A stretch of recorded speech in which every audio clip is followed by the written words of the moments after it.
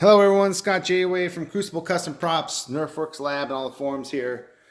Today is another one of the. I'm doing the third of the three blaster rifles that I'm doing. Finished up. Odd coincidence, they just kind of all happen at the same time. So anyway, this one is obviously Boba Fett's blaster, EE3 blaster from The Empire Strikes Back. However, this one is all original parts, as much as we know and can have identified and can find. A real Webley, real MPP, real scope, real V8 push connecting rods, real Molex connectors, real AM aerial plugs, and let me just scoot this down this way. The first EE3 that I've seen, I'm sure on the dented helmet there have been some, but I haven't seen one yet, with the real, most recently discovered Unimax safety switch part. So I have these on mine, but the cool thing about this is that it was very recently discovered 2 months ago by Chris Trevis of the Parts of Star Wars. He goes by Lone Pigeon on the RPF. And I've been looking for that part for years, just kind of randomly searching and looking at things, trying to figure out what it was. I don't know how he discovered it. I don't know how he spotted it, but there it is. That's the part. On my EE3 that you've seen the video of before, I have a 3D printed part that's close. Very close, actually. And in fact, it's so close. When I did the scaling for it, I had that one, and I had one from Potomac, and I had a bunch of others that other people had made, Sidewinder and stuff like that from the dented helmet. And I did some scaling, and I found that the 3D printed one from Shapeways, it comes in a red 3D printed plastic, was the closest to the correct scale and everything.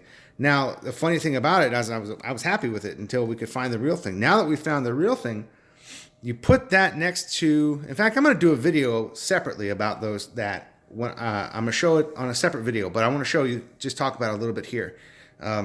When you put this one, the real one, next to the 3D printed one, dimension-wise, they're almost exact. So whoever did that one, they did their homework, and it was super good. Anyway, let's talk about this blaster rifle in particular. This is a World War I Webley and Scott flare gun.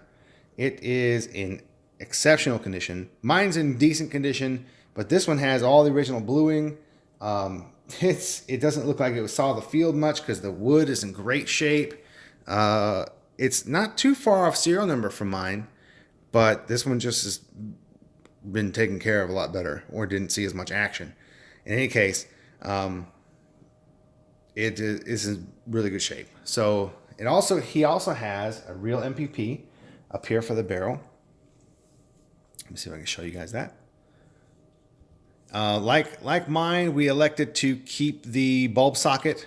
It just adds kind of a little bit of detail instead of just being a empty tube. The empty tube is more accurate, yes, I know, but this looks a little bit cooler, and it doesn't matter. It's going to sit up on a shelf most of the time. You're never going to see that anyway. The Molex connectors are real.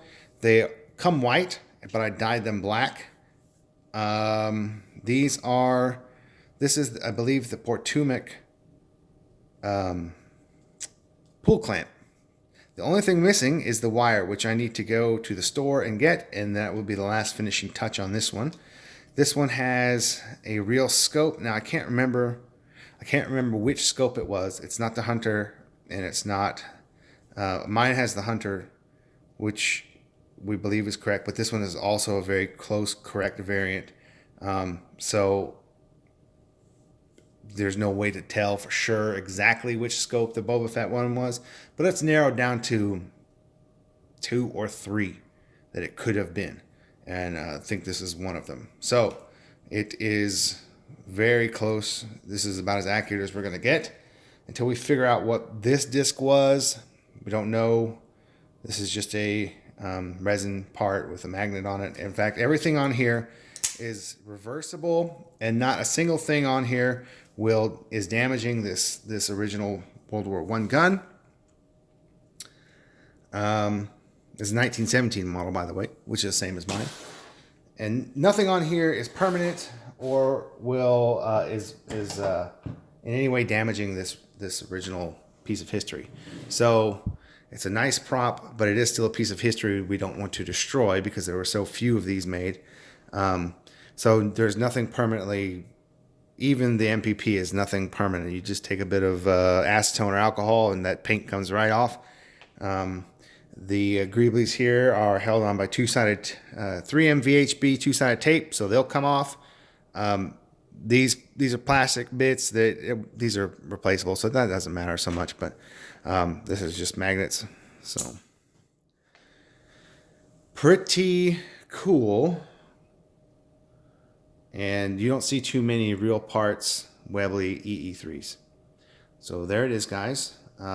Last thing I have to do, I have a lightsaber to finish up for Nick, but I do need to put some wire up here on the posts. And that's about it. So thanks for looking. Thanks.